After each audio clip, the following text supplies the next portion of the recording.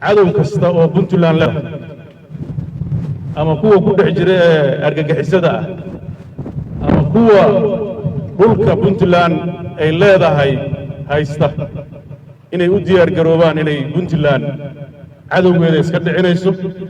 diyaar u tahay inay awooddeeda dastuuriga ah ay ku dhaqanto soo ceshato dhulka ka maqan cirib tarto argagixisada diyaarna ay u tahay in cid kasta oo hadda xadgudub ku haysa in ay wada hadal iyo nabad hadday ku helayso ay la gasho hadday ku weydana awood ay ku soo ceshanayso waxaan ugu baaqaynaa somalilan si sharaf leh inay dhulka iyo dadka puntland ay joogto uga baxdo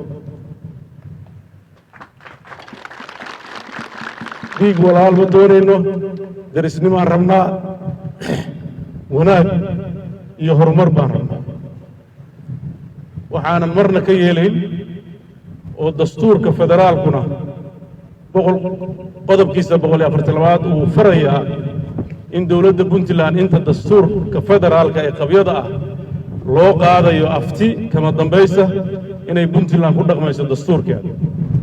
waxaa sidoo kale dastuurka puntland uu farayaa in xuduudaheedu ay cayiman yihiin shantii gobol iyo degmadii puntland lagu aasaasay dadkii deganaa ay aasaasteen waa waajib dusha ka saaran puntland cid ka gorgortami karta oo kale oo dastuur iyo sharci uu siinayo ma jiro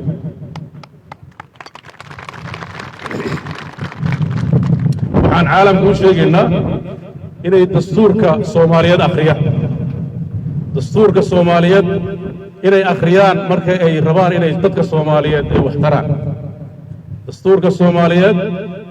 wuxuu si qeexan u caddaynayaa dastuurka puntlandna uu qeexayaa dhulka puntland waa cadya dowladda puntlandna waa mas-uulka ah